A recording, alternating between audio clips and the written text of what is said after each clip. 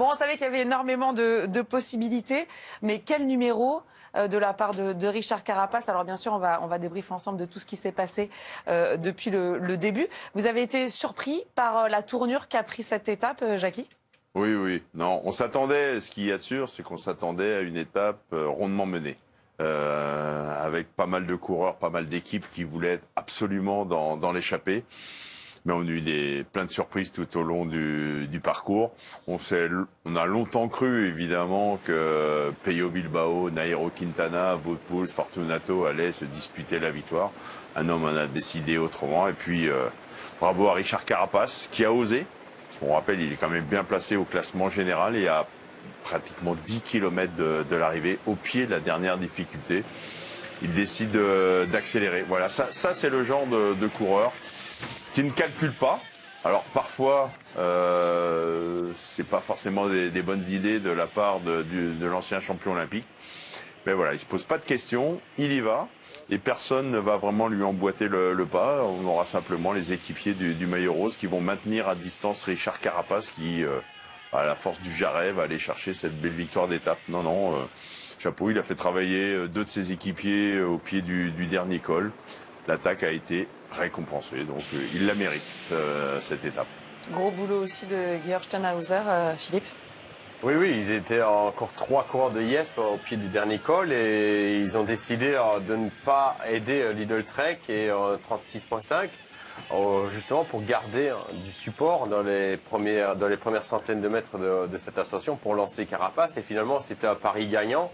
Ça leur a permis de faire la différence et il a attaqué au moment parfait, au moment où l'échappée était reprise. La route était un peu plus étroite à cause de ça justement et il a pu profiter un peu de ça et après il a maintenu son effort, il était vraiment sacrément fort. Jackie, qu'est-ce qui vous a le plus surpris dans l'étape aujourd'hui? Je pense qu'on va être d'accord, même si on l'avait plus ou moins annoncé, c'est de voir Mats Pedersen énorme. Déjà, Mats Pedersen, lorsqu'il travaille au pied du San Pellegrino, on se dit c'est terminé, il va se mettre dans un groupe Eto, comme pas mal de routiers sprinteurs, car il y a des arrivées au sprint ces prochains jours, il va se réserver. Mais non, c'est pas le genre de la maison. Ses équipiers ont beaucoup travaillé pour lui pendant une dizaine de jours, eh bien, lui aussi, il a travaillé. Lorsqu'il prend les choses en main à plus 30 ou 40 km de l'arrivée, on se dit, voilà, c'est lui qui a complètement changé le classement de la course. Si Pedersen ne prend pas les choses en main à 40 bornes de l'arrivée, ce n'est pas Carapace qui s'impose, c'est Wout Poels, c'est Peyo Bilbao, c'est Nairo Quintana. Donc, il a changé le destin du final. Il aurait bien aimé, évidemment, Mats Pedersen, voir son leader Giulio Ciccone s'imposer. Giulio Ciccone joue placé, mais pas gagnant. Du coup, bonne idée ou pas, messieurs? C'était ce qu'il fallait faire ou il y a des regrets à avoir? Ah non, il n'y a aucun regret, je pense, à avoir. De toute façon, s'ils ne roulent pas, ils font pas de podium. Lidl Trek, on rappelle, il n'y avait personne à l'avant. Il s'est dit, de toute façon, moi j'ai encore un peu d'énergie dans le moteur. On va rouler, puis on verra le résultat à la fin. Giulio Ciccone, il n'a pas voulu certainement suivre l'attaque de Carapace, pensant que c'était prématuré, que c'était trop loin de la ligne d'arrivée, qu'il y avait trop d'UAE à côté, qu'il y avait des coureurs comme Roglic qui voulaient peut-être faire l'arrivée. Et donc il n'a pas osé, Giulio Ciccone, suivre l'attaque de Carapace. Des regrets, on en a toujours quand on ne gagne pas. Mais voilà, en tout cas, Mats Pedersen, il a fait le job. Et Carapace qui remonte, Florian, de 3 places au classement général. Ouais, il avait... il grappille que 10 secondes, plus 10 secondes de bonification et encore que 4 par rapport à Isaac Del Toro, mais c'est plus le Mexicain qui finalement fait une bonne opération avec ses 6 secondes de bonification. Il creuse légèrement sur Ayuso, sur Tiberi, qui passe bien au-delà de la minute maintenant. Donc finalement, c'est une étape où on a vu les leaders du classement général se découvrir et aller se jouer la victoire d'étape. Philippe, j'ai demandé à Jackie ce qu'il avait le plus surpris, mais est-ce que vous aussi, c'est Mats Pedersen? Oui, tout à fait. Je crois que si on devait mettre un prix de la combativité aujourd'hui, ce serait certainement Pedersen qui l'aurait. Il a joué un rôle important avant le San Pellegrino, dans le San Pellegrino, dans les premiers kilomètres, et encore après. C'est lui qui a donné le call au sein de l'équipe Lidl Trek pour essayer de revenir. Donc il a été vraiment impressionnant aujourd'hui. Première réaction, Rémi Rocha de la Groupama FDJ, il était à l'avant avec les échappés, on l'écoute. J'arrivais pas à sprinter. Tout seul, tu te faisais enfermer, tu ressortais, relance, j'avais plus rien dans les jambes. Vous avez presque tout dit, on va quand même vous poser la question. Racontez-nous un petit peu cette journée, elle était comme prévu un peu dingue, Rémi. Ouais, complètement dingue, surtout derrière. Au final, le départ, l'objectif de l'équipe, c'était, comme samedi passé, d'être dans l'échappée. Moi, mon objectif personnel, c'était de pas déplacer les 20 dernières places du peloton avant les 80 premiers kilomètres. Au final, j'ai pointé mon bout du nez, kilomètre 75 dans un tir répétio. Je me suis retrouvé devant ensuite avant le col. Ça a directement fait la guerre. Donc de mon côté, je me sentais bien. J'ai été assez sage. Il y avait des Bilbao, des Plap qui faisaient des à-coups. Donc mon objectif, c'était vraiment de monter au train et de les maintenir pas loin. Donc jusqu'au sommet du col pour pouvoir essayer de faire le jump dans le dernier kilomètre. Au final, le peloton est revenu au dernier kilomètre, donc moi je suis content d'être resté là. Puis j'ai essayé de jouer mon final. Au final, c'était un peu compliqué ce sprint. Je subissais un peu les équipes qui étaient par 2 ou 3 à la fin. Je me faisais un peu brasser dans tous les sens et donc les freinages, les relances, j'avais plus trop d'énergie pour faire mon sprint, mais je suis quand même content de ma journée. Un petit mot sur David. Ce matin, il était plein d'ambition. Il nous disait vouloir attendre San Pellegrino, faire un all-in sur San Pellegrino et finalement, dès le pied, on l'a vu distancer. Vous savez ce qu'il avait, ce qui s'est passé? Sincèrement, j'ai rien entendu, j'ai eu aucune info là-dessus. On m'a juste dit de rester à l'avant. Mais c'est sûr que ça a dû être une journée compliquée pour lui, mais ça n'empêche pas qu'il reste encore pas mal d'étapes. Donc chaque étape est une nouvelle opportunité et le principal est qu'on ait un groupe, un collectif et c'est de se soutenir les uns les autres. Donc pour s'aider dans les journées les plus difficiles comme dans les plus heureuses. Merci beaucoup Rémi. La Groupama FDJ pour qui ça a été finalement assez compliqué. Il l'a dit effectivement, David Gaudu avait été plein d'ambition au départ. Il avait dit qu'il allait tout tenter aujourd'hui. Il a été lâché finalement assez rapidement. Philippe?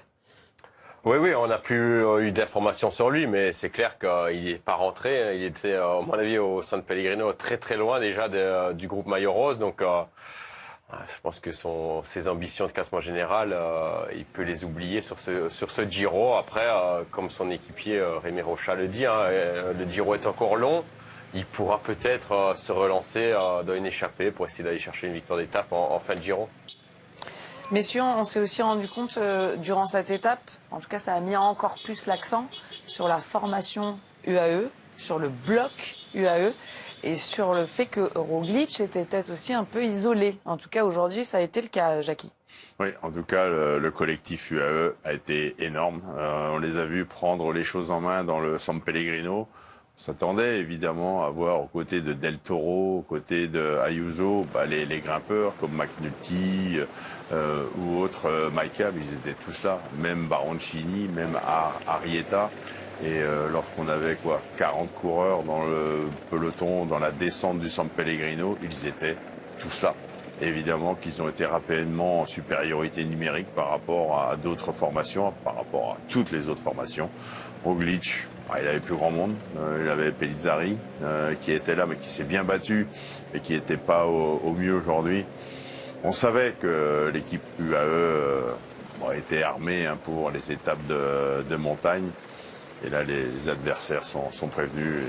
Et note spéciale peut-être pour Rafa Maika, qui est vraiment l'équipier modèle. En général, quand vous avez Maika avec vous, ça va très très loin. Maika, c'était, je le disais pendant le direct, c'était pratiquement le seul grimpeur qui était aux côtés de Tadej Pogačar l'an passé pour gagner le Giro. Là, Maika, il est au milieu de d'autres grimpeurs. L'an passé, Pogačar, il n'avait pas besoin de beaucoup d'équipiers. Mais quand vous avez Maika avec vous, c'est une valeur sûre. On a vu aussi que lorsqu'il gagne Bernal a lancé une attaque, tout de suite Del Toro, Ayuso sont partis dans sa roue. Philippe, fort Del Toro, on gère. Ouais, très très fort. Hein. C'est vrai que pendant que Jackie parlait, je regardais encore son sprint au ralenti. Il le gagne sur une jambe, il gagne très très facilement. Et je pense que dans la dernière ascension, lorsqu'il attaque, on l'a certainement rappelé à l'ordre au sein de son équipe. Mais je pense qu'il avait les jambes pour suivre Carapace, ça c'est certain, et peut-être pour revenir sur lui seul. Donc je pense qu'il a dû ronger son frein dans ce final parce que on a vu Gianetti beaucoup parler avec lui juste après l'arrivée, avant qu'on lui tende les micros. Je pense que Gianetti veut gérer la communication parce qu'il sait très bien qu'il va y avoir des questions sur le leadership au sein de l'équipe et je pense qu'il veut pas d'incendie dans son équipe. Donc je pense qu'il essaie de calmer. Del Toro, 21 ans, très fougueux, donc je pense qu'il y a beaucoup de gestion, ils essaient de le calmer et ils essayent que le leader de l'équipe reste Ayuso, mais ce n'est pas facile parce que Del Toro est tellement fort qu'il est au-dessus du lot pour le moment. Ils ont peut-être raté une bonne occasion justement de le calmer parce que c'est sa deuxième place du Tour d'Italie. Si on avait roulé pour lui dans les 3 derniers kilomètres à bloc avec McNulty, avec Yates et qu'on lui avait permis de gagner, peut-être que derrière on se serait acheté la paix sociale entre guillemets pour la fin du Giro. Donc est-ce qu'on n'a pas fait une petite erreur du côté de la formation UAE en ne lui faisant pas totalement confiance pour remporter ce sprint? Peut-être.